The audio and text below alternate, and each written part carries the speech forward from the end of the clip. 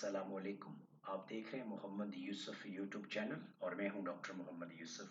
आज की इस नशिस्त में हम आपको बताएंगे कि ऑर्डिनल लेवल ऑफ मेजरमेंट क्या होता है, इसके क्या करैक्टरिस्टिक्स होते हैं, इसको कैसे डिफाइन करते हैं और ये किस तरह बाकी लेवल ऑफ मेजरमेंट जो है उनसे मुख्तलिफ होता है और इसमें किस किस्म के जो मैथमेटिकल ऑपरेशन है वो हम यूज़ कर सकते हैं।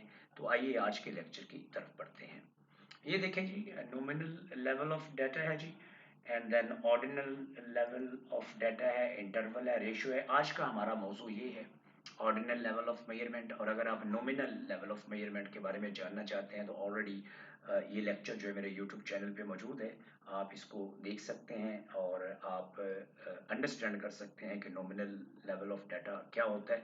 आज हम बात करेंगे ऑर्डिनल लेवल ऑफ मेजरमेंट के जो एट्रीब्यूट्स होते हैं, जो कैटेगरीज होती हैं नॉमिनल डाटा के अंदर, उनको कैसे जो है ऑर्डर किया जाता है। तो in statistics the ordinal level of measurement is a higher level of measurement than the nominal level।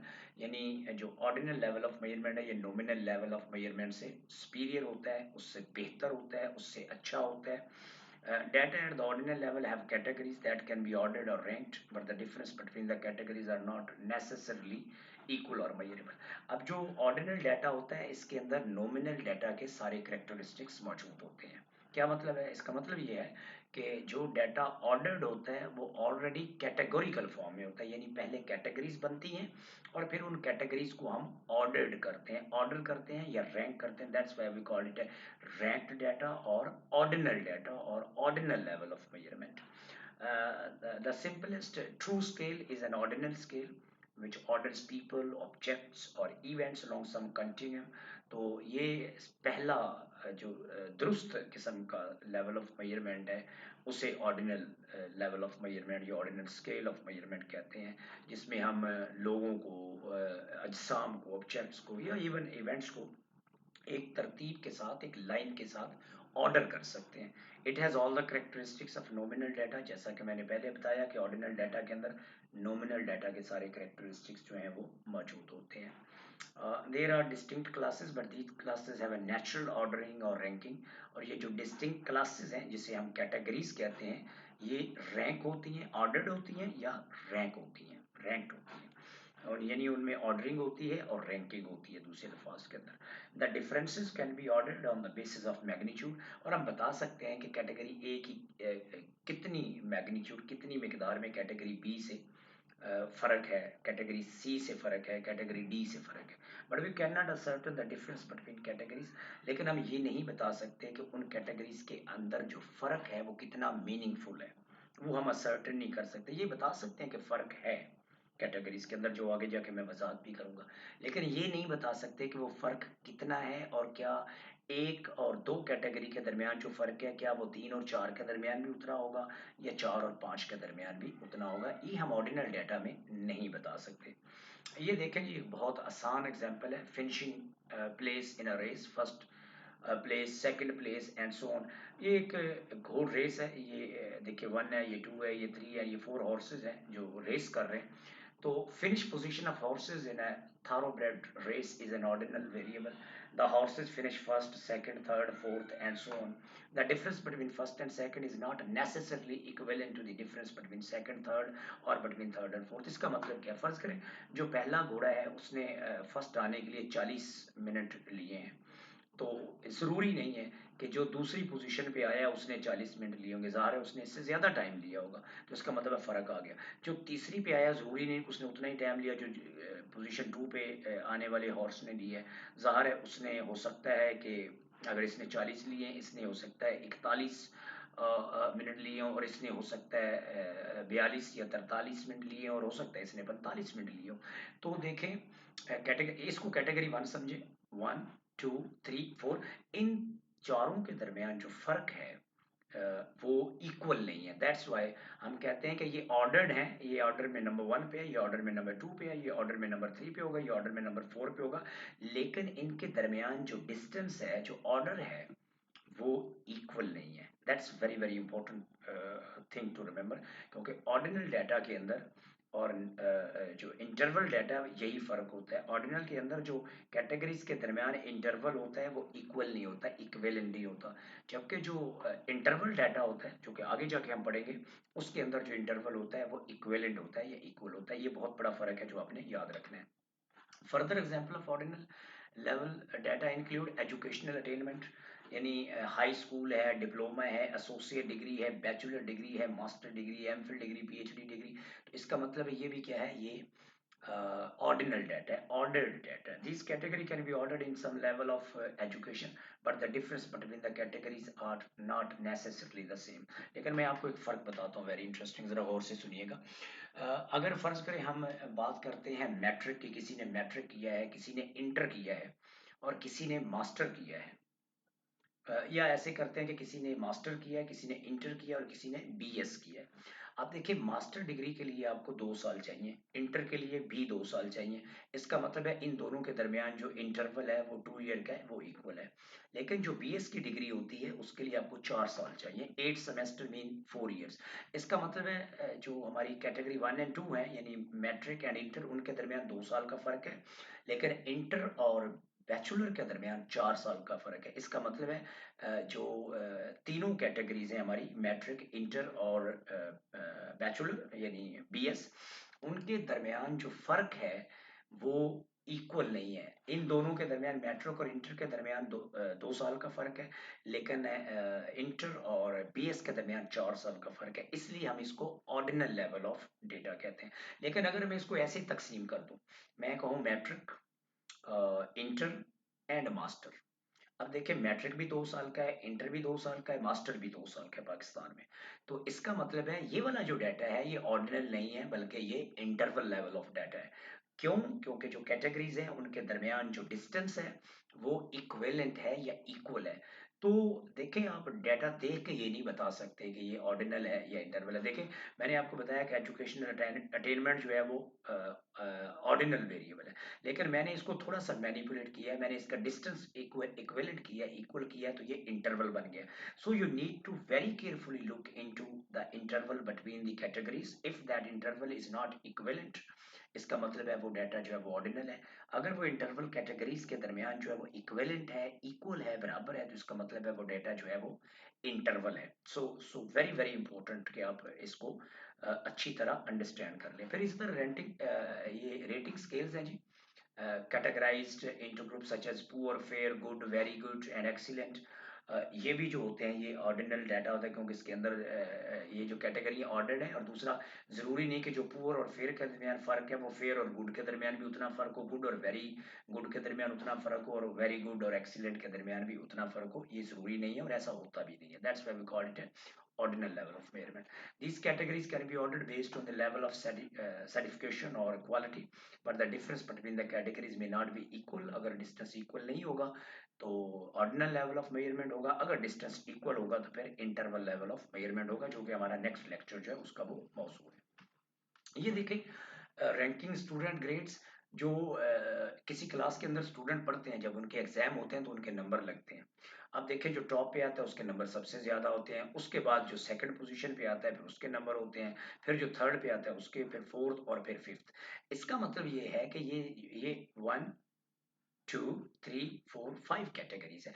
और ये ज़रूरी नहीं है कि अगर फ़र्ज़ करें फर्स्ट वाले जो ये जिसकी फर्स्ट पोजीशन है इसने अगर 90 मार्क्स लिए हैं, अब ज़रूरी नहीं कि जो दूसरी पोजीशन वाला है वो फ़र्ज़ करें 85 लेता है, तो इस और इसके दरमियान 5 मार्क्स का फ़र्क है। अब ये जो तीसरी पोजीशन वाला है, ज़रूरी तो नहीं कि ये 80 लेगा, यानी इसने 90 लिए, इसने 85 लिए, तो इसने 80 लिए, हो सकता है इसके 82 हो या 83 हो।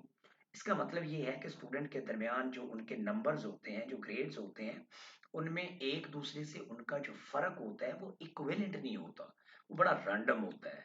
दैट्स वाई हम कहते हैं कि जो स्टूडेंट के ग्रेड्स होते हैं, उनकी जो क्लास के अंदर रैंकिंग होती है, वो भी ऑर्डिनल लेवल ऑफ मेजरमेंट होता है, क्योंकि उसमें कैटेगरीज के दरमियान जो फर्क होता है वो इक्विवेलेंट नहीं होता, या दूसरे अल्फाज में, सादा अल्फाज में हम ये कह सकते हैं कि वो बराबर नहीं होता। इकोनॉमिक स्टेटस देखें जी, categorise group such into low income, middle income, high income.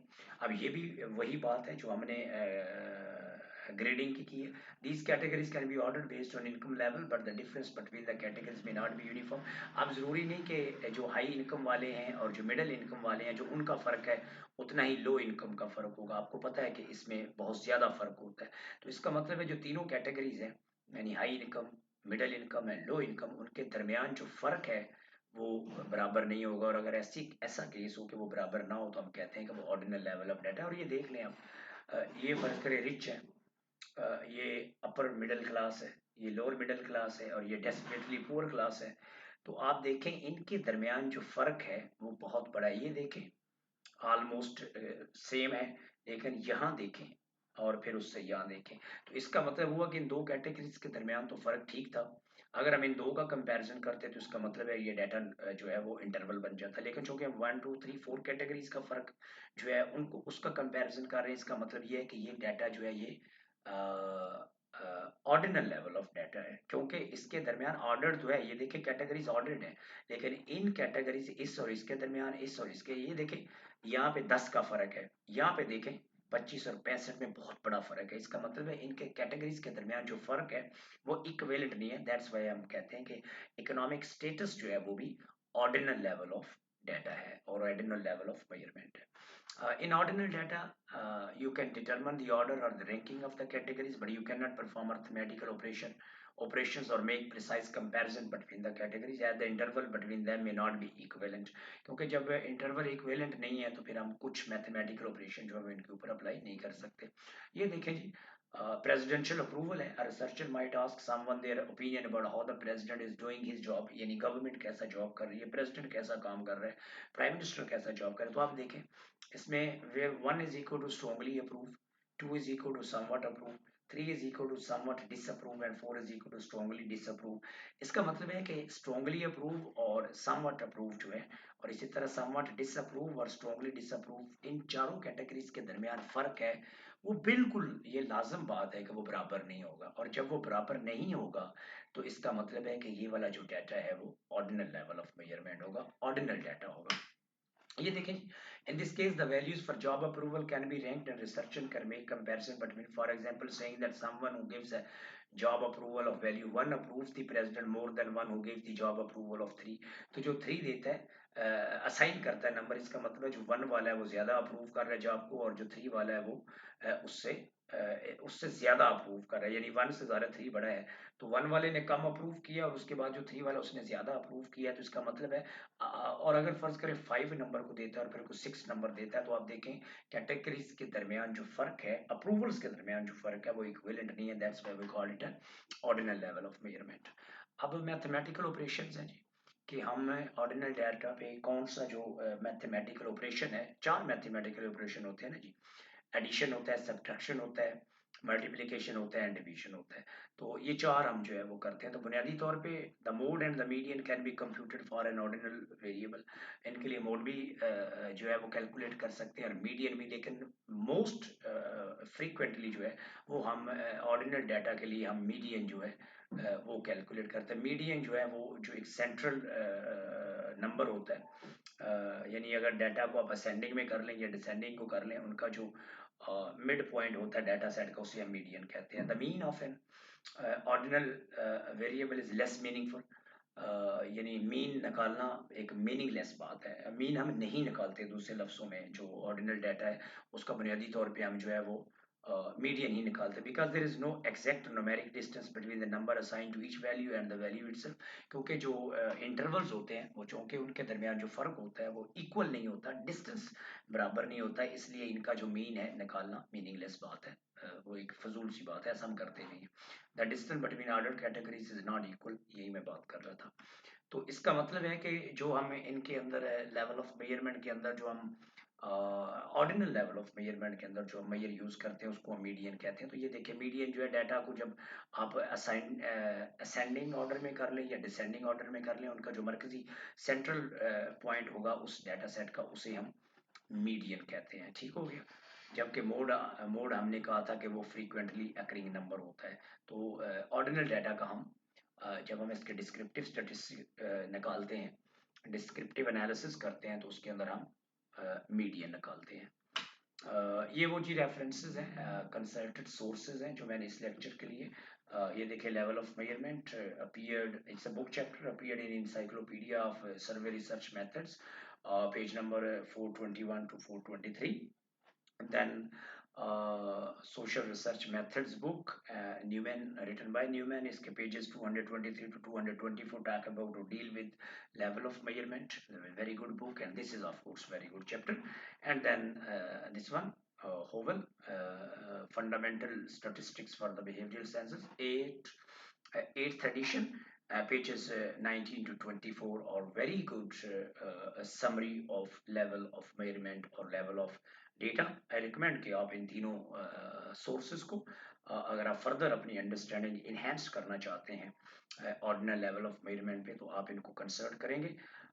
मुझे उम्मीद है कि आज के इस लेक्चर के नतीजे में ये लेक्चर देखने से आपका जो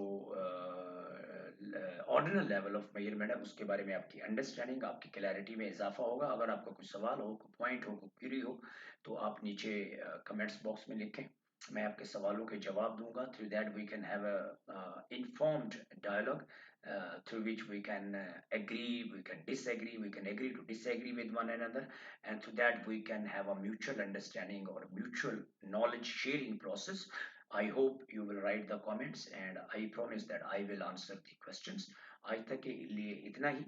अगले लेक्चर में एक नए मौजू के साथ हाजिर होंगे. तब तक के लिए अल्लाह हाफिज.